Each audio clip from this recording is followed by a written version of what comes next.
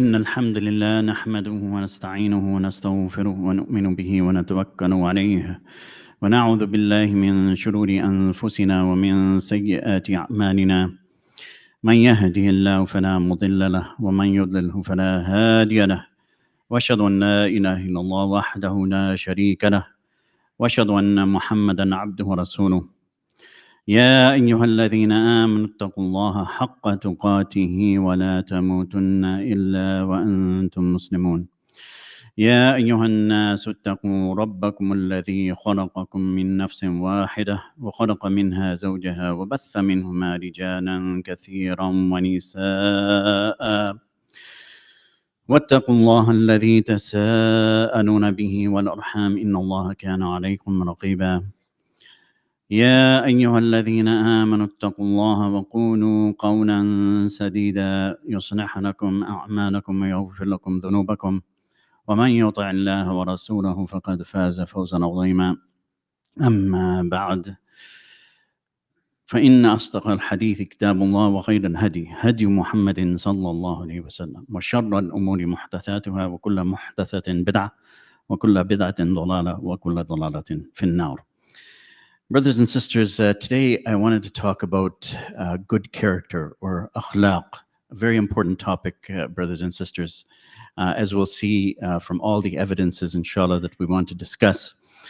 It's an important topic for each and every one of us, especially the youth here, the children here. Very important, especially to get these at a young age. Very beneficial to get them at a young age. So, good character, some examples, of course, honesty, having sabr, being trustworthy, being generous, not getting angry easily or for the wrong reasons, keeping our promise, keeping our word, not harming others, not insulting others, not hurting somebody else's feelings, and the list goes on and on. But brothers and sisters, if we can see some examples, maybe we've experienced it in the community, maybe we've experienced in our own family, despite the fact that we do our ibadat, our salah, etc., we have issues in this regard. Brothers and sisters, we all know, these are good qualities and good characteristics to have. Even those who sin, they know that these are good qualities and characteristics they have. Even the thief who's sitting in jail, if you ask him, is honesty good? They'll tell you, yes, of course, honesty is good. Otherwise, if I was honest, I wouldn't be in jail. So we know that, brothers and sisters. But we have to make it a part of our lives. We have to make sure and instill this within our families and our children. Brothers and sisters, what's the value of having this? It is having good adab, good akhlaq. It is something that is priceless. Something is priceless. Priceless means that no money can buy it. It's so priceless, it's so valuable that there's no price that can be put on it. Now, children and youth especially, and all of us together, the society of today, wherever we are in the world now, the society of today rewards us for having the opposite. Okay, somebody who has bad character, who maybe is dishonest, someone who's selfish, the society rewards them in the fact that through their dishonesty, maybe they get some gain, worldly gain, of course. Maybe they get ahead by lying or whatever. Maybe they keep out of trouble by lying. Maybe being rough, wherever it is in school or at work, and being tough and all that kind of stuff.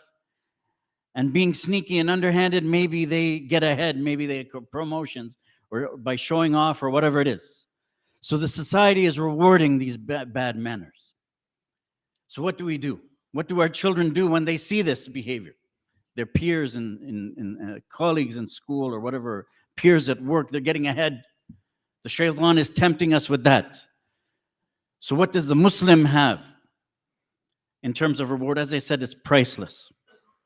So brothers and sisters, we all know that anything of the dunya is not going with us, whether it's our, money, our property, jewelry, whatever is, considered value according to the standards of the dunya, none of it is going with us. What is going with us are our good deeds and our belief All these good things that are priceless, as I said. And one of those good things will be the akhlaq. And brothers and sisters, we're all human beings. We all commit sins. None of us is perfect. We make istighfar, we make tawbah, of course, but you know, intentionally or unintentionally, we commit sins. So we want our scales to be heavy in terms of good deeds. So what is the most valuable thing? One of the most valuable things to make our scales heavy, it's to have good akhlaq. Good akhlaq, as I mentioned some examples, and you know all of them. Because Rasulullah sallallahu alaihi wasallam said, how to make the scales heavy? He said, "Ma min shay'in athqalu fil mizani min husn al-khuluq." That there is nothing, Rasulullah sallallahu alaihi wasallam said, there's nothing heavier than good character put on the scale of the believer on the day of resurrection. This is what is value. Forget about what the dunya rewards for, the bad akhlaq or whatever, dishonesty, etc., etc. You see it all around us. But we being Muslim and believers, alhamdulillah, we keep in mind what is of real value. Even by our akhlaq, if we lose some opportunity, first of all, we're not going to lose. We're only going to gain in the dunya and the akhirah. But especially in the akhirah, look at the value. The other thing, brothers and sisters, if I asked any one of you, including our youth and children, do you want to be close to Rasulullah sallallahu alaihi wasallam in the hereafter? I think everyone will say yes, even the children. Okay? But it should be beyond words, just a saying that. There has to be a desire, a true desire for that. Because there's a way to do that. Many ways to do that. One of them is to have good akhlaq. Because Rasulullah sallallahu alaihi wasallam said that. He said, "Inna habbakum ilayya wa aqrabakum minni fil akhirah ahasinukum akhlaqa." He said, "Verily, the most beloved of you and closest to me in the akhirah are those with the best character, the ones with the best akhlaq." So, if we really want that, we should be excited and motivated. I could stop here, and this should be enough for us to be excited and motivated to improve our akhlaq, because there's always room for improvement. We have good akhlaq, I'm sure, but there's always room for improvement. The other thing, brothers and sisters, is further motivation. How about a guarantee of a house in Al-Jannah? A guarantee. Who's giving the guarantee? Rasulullah sallallahu alaihi wasallam. And that guarantee Rasulullah sallallahu alaihi wasallam is giving is because Allah subhanahu wa ta'ala is giving it. We get excited about guarantees and warranties. We get, this comes with so many years of warranty. We get excited about that, right? But that's nothing compared to a guarantee of Rasulullah sallallahu alaihi wasallam, and it's nothing compared to what Rasulullah sallallahu alaihi wasallam is guaranteeing. He's guaranteeing a place in Al-Jannah, a house in Al-Jannah, because he said, "Ana za'imun bi baytin fi rabad al-Jannah, wa baytin fi wasat al-Jannah, wa baytin fi a'la al-Jannah." He said, I guarantee a house on the outskirts of Al-Jannah.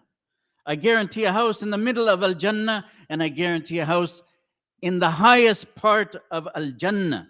For who? Number one, on the outskirts, he said, "Liman taraka al-mira'a wa in kana muhiqqan." The one who gets the one on the outskirts is the one who gives up arguing even if he's right.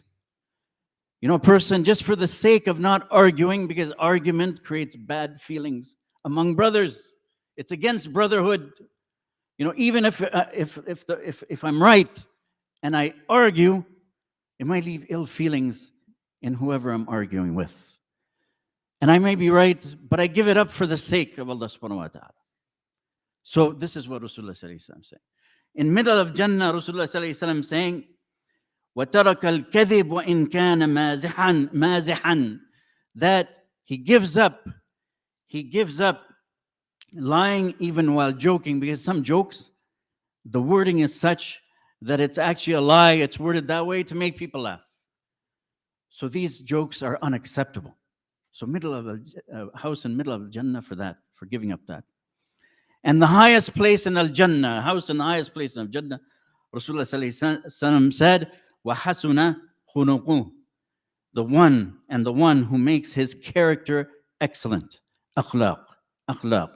This is key. This is key to our deen, brothers and sisters, as we come to inshallah. Now let's look at the example of Rasulullah sallallahu alaihi wasallam. We know that Allah subhanahu wa ta'ala said about him, وَإِنَّكَ لَعَلَى خُلُقٍ عَظِيمٍ, that and you, Ya Rasulullah sallallahu alaihi wasallam, are truly a man of outstanding character. And Rasulullah sallallahu alaihi wasallam said that about himself. He said, إِنَّمَا بُعِثْتُ لِأُتَمِّمْ صَالِحَ الْأَخْلَاقِ, that I was sent to perfect good character. And of course, he's our example. Once again, brothers and sisters, we would all say that he's our example. Every single one of us, 100%, would say that Rasulullah sallallahu alaihi wasallam is our example. But of course, what really matters is, do we take those words and turn it into action? This is the point. This is the point. Now, Ibn al-Qayyim, rahimahullah, he summarized the character of Rasulullah sallallahu alaihi wasallam, how good he was. Of course, he had the best character. He had the most amount of sabr, okay? He had the most amount of justice and honesty. And even in things that seem minor, he had good character. So I'm going to read what Ibn al-Qayyim said. So he said, Rasulullah sallallahu alaihi wasallam used to greet children when he passed by them. This is the leader of the ummah, the last prophet and messenger of Allah subhanahu wa ta'ala. This is who he is. He's commander-in-chief of the ummah. Such a high stature, okay? What happens in today's day and age when somebody gets a high stature, whether they get a lot of money, or they get a lot of education, a lot of degrees, or they have a big business, or they become leader of something like a country, okay? How do they behave? How do they behave? We know how they behave. They don't have time for anyone. Forget about little children. This is Rasulullah sallallahu alaihi wasallam. Despite how busy he must have been, he takes time to greet the children even. This is humility. This is good character. Sometimes a little girl would take him by the hand. He would allow her to lead him wherever she wanted. This is Rasulullah sallallahu alaihi wasallam, leader of the ummah of that time till now, the entire ummah for all time. This is how he was. Even a little girl could do that. Rasulullah sallallahu alaihi wasallam used to lick his own fingers after eating. Why? Because he's so careful. This is another important akhlaq. He's so careful. He doesn't want to waste any food or waste any blessing. Because the blessing might be in that little bit of food that's on the fingers. And how much could that be? A little bit of sauce, 1 grain of rice, but he licks his fingers. He's detailed when it comes to his akhlaq to this exact detail. And we know we have an issue every Ramadan. I speak about it, okay? That we have an issue in our community about wasting and throwing out food. Compare that to what Rasulullah sallallahu alaihi wasallam's akhlaq is. So this wasting of food is not like bad character. Of course it is. Then he would be in the service of his family when at home. Never would he become angry because of something personal. We know Rasulullah sallallahu alaihi wasallam would become angry, but it's for the sake of Allah, sake of the deen. Maybe the deen is being insulted by someone. Then he would get angry, but not for himself personally. He, sallallahu alaihi wasallam, used to repair his own sandals, mend his own torn clothes. He would milk his goat himself for his own family. He would feed his own camel. So all these basic duties he would even do, okay, to keep active, because, you know, we don't have time to go over it, but it's better, brothers and sisters. Okay, the Sahaba used to do this as well, following the example of Rasulullah sallallahu alaihi wasallam. It's better to help ourselves, even in small things. It's better to help ourselves. Once again, I don't have time to go over the evidences for that. But we should be in the habit of helping ourselves, because it helps the family as well. He used to eat with his own servants, sent in the company of the poor people, and personally take care of the needs of the widows and the orphans. Once again, this is Rasulullah sallallahu alaihi wasallam. Once again, we go back to some person who's a leader or has a lot of money. They wouldn't sit with the poor people. They detest sitting with the poor people. Rasulullah sallallahu alaihi wasallam, despite his status, he sits with the poor people, with the orphans, with the widows. He would be the one to initiate greetings to the gathering. and he would respond to the humblest of invitations. So he has no pride in him. No matter who invites him, could be a poor person, he accepts the invitation. This is akhlaq. Rasulullah ﷺ used to live a very modest lifestyle, a man of soft manners, naturally kind, easy to get along with, having a pleasant smile on his face, gracefully humble, extremely generous, not wasteful, soft-hearted, gentle in his dealings with each and every Muslim, lowering the wings of humility to the believers, bearing their companionship in such a gentle way. So, brothers and sisters, we have too many examples here that follow. Children, this is your role model, not these celebrities and sports heroes and all that. If you want a role model, you're looking for a role model, everybody's looking for a role model, especially kids, okay? This is your role model. Look at how many things that you can implement and have good akhlaq. أقول قولي هذا وأستغفر الله ولكم.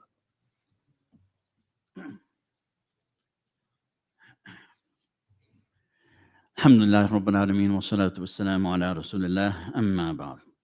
Brothers and sisters, this is one of the most important points I want to make now. I mean, I wrote the khutbah for this point, to make this point. The point is, brothers and sisters, that deen and knowledge are interconnected with our akhlaq. They're tied together. Meaning that the deen is all about having good akhlaq. That's what it is. That's what it is. Meaning that if we think that we cannot have good deen or commitment to deen and then have bad akhlaq, it's not possible. It's an impossible equation. Can never happen. What that's saying, if a person has bad character, meaning that their deen has a defect in it, has deficiency, has weakness, and they have to look and examine themselves. They have to look at themselves, something's wrong. Okay, if they're telling lies or they're being harsh with their family for no reason, even to the extent they're not treating the neighbor with respect, they're coming to the masjid. I'm talking real examples. They're using bad, foul language, coming for Jummah. Something's wrong. Even if they're praying, then something's wrong. They have to do self-examination. You know, we want to compete with each other with matters of the dunya, wealth and status and all these kind of things. But we should be competing, if we want to compete, the real competition. If we want to do the real strategy of the wise person, the knowledgeable person will compete with each other in akhlaq, not in wealth. Forget about that. It's a waste of time. It really is a waste of time. A lot of effort, waste of time, and it's not going anywhere. But the accountability is going with us. The accountability is going into the qabr with us. That's how a thing is, why we're chasing it is something to really think about. So Ibn al-Qayyim, he said another thing, very nice words. He said, الدين كله خلق فمن زاد عليك في الخلق زاد عليك في الدين. He said, the deen, the religion, our religion of Islam itself is entirely about good character. So whoever surpasses you in good character has surpassed you in deen, meaning their deen is better than yours if somebody has good akhlaq. So this is where the competition should be. This is a nice, friendly competition that we should be having with each other, not in matters of the dunya. Same with knowledge, brothers and sisters. A person who has real, true knowledge, they will automatically have good akhlaq. If a person does not have good akhlaq, means that even they memorized the entire Quran and they have a lot of knowledge, meaning it's not true knowledge. Means that they are a database. They are just a database. That's it. Which has its benefits and has its rewards. We're not saying it doesn't have its benefits and rewards. I'm not saying that. But it's more like a database. And that database will be converted into something useful. The database becomes useful when the data is used, not when it's stored, just because it's stored. There's benefit to it being stored. but it becomes beneficial when it's used and understood. So when it's understood correctly, automatically it's good akhlaq. And the opposite is true. I mean, a person, maybe they even have a lot of knowledge, but their akhlaq is not good. They're cheating or whatever it is. Don't have sabr. That means they haven't understood that knowledge, even if they have it. Or they're not committed to it, or whatever you want to call it. So even many of the Salaf brothers and sisters, like Malik bin Anas, rahimahullah, he said, learn good manners before seeking knowledge. That's how important it is. Many of the students of knowledge and scholars, they used to study akhlaq before they start to study Islam. And Ibn al-Mubarak, rahimahullah, he said, the final thing I wanted to say, he said, you are in greater need of a little manners, just a little manners, than a great deal of knowledge. So this should convey to all of us, what is akhlaq in our deen? What is its status? It has a high status and it has a high reward. So I'm appealing to our children and youth, all of us, of course, but especially to our children and youth, because when it comes to akhlaq, I've run out of time, but it's in another section, maybe I'll cover it sometime, that it's best to learn akhlaq at a young age. They'll stay with you forever, and they'll be easy to implement. You'll never forget them. They'll become a habit. You won't have to struggle to have good akhlaq. So now is your time to learn good akhlaq. And now, alhamdulillah, you have all this information and at your fingertips, on your phone and devices or whatever. It's all there for you. You can study it on your own. You can search on good akhlaq, and you'll get so many examples. May Allah subhanahu wa ta'ala guide us to words, and may Allah subhanahu wa ta'ala help and protect our brothers and sisters in Gaza and Palestine. May Allah subhanahu wa ta'ala ease their pain and end their suffering and give them victory. Likewise, for all our brothers and sisters who are suffering throughout the world. May Allah subhanahu wa ta'ala help them, save them, and protect them.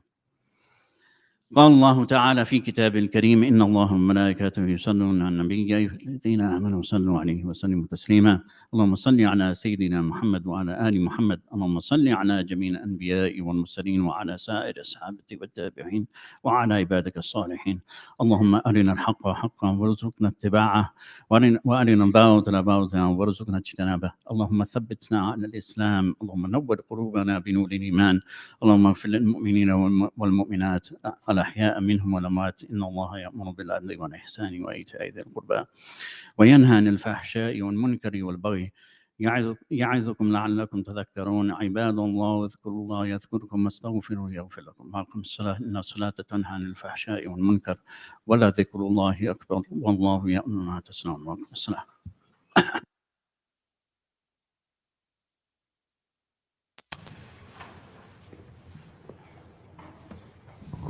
الله أكبر الله أكبر أشهد أن لا إله إلا الله أشهد أن محمد رسول الله حي على الصلاة حي على الفلاح قد قامت الصلاة قد قامت الصلاة الله أكبر الله أكبر لا إله إلا الله.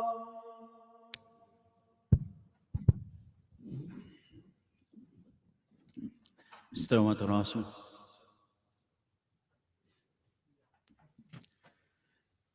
Please straighten the lines and fill in all the gaps.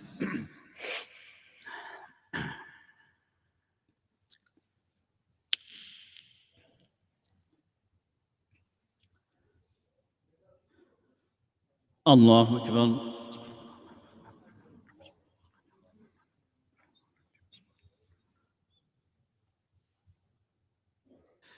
الحمد لله رب العالمين الرحمن الرحيم مالك يوم الدين إياك نعبد وإياك نستعين اهدنا الصراط المستقيم صراط الذين أنعمت عليهم غير المغضوب عليهم ولا الضالين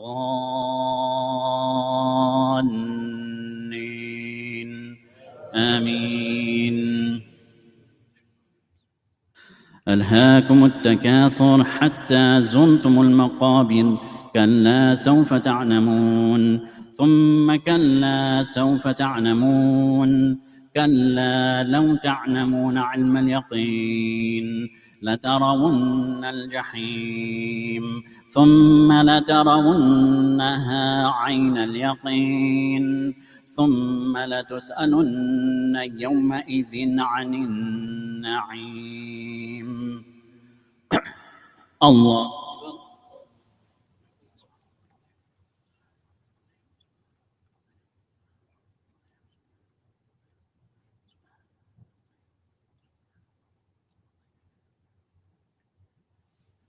سمع الله لمن حمده.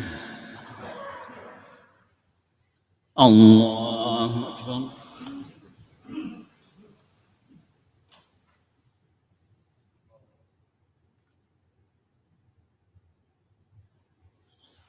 الله أكبر. الله أكبر.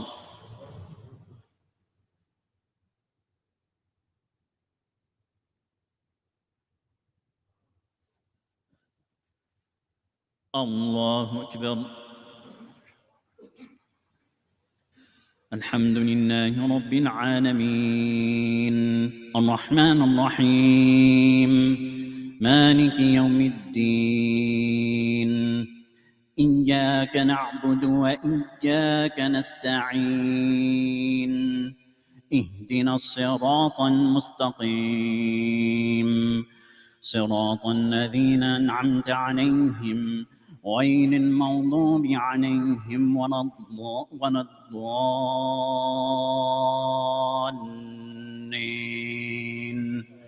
آمين.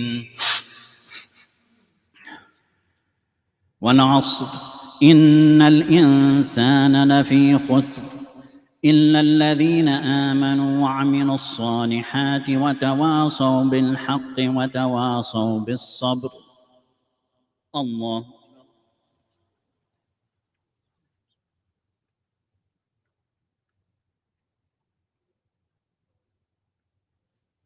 سمع الله لمن حمده.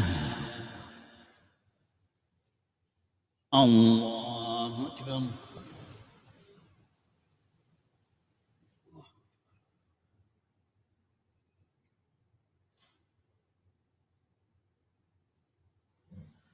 الله أكبر.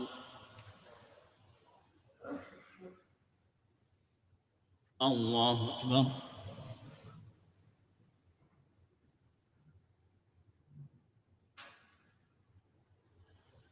الله أكبر.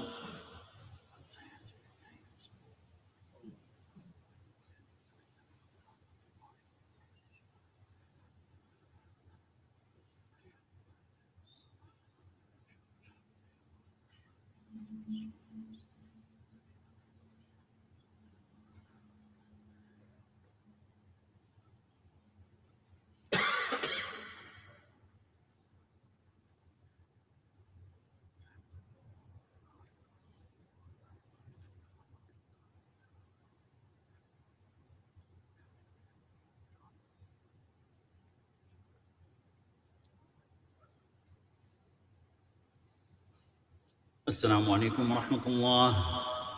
السلام عليكم ورحمة الله.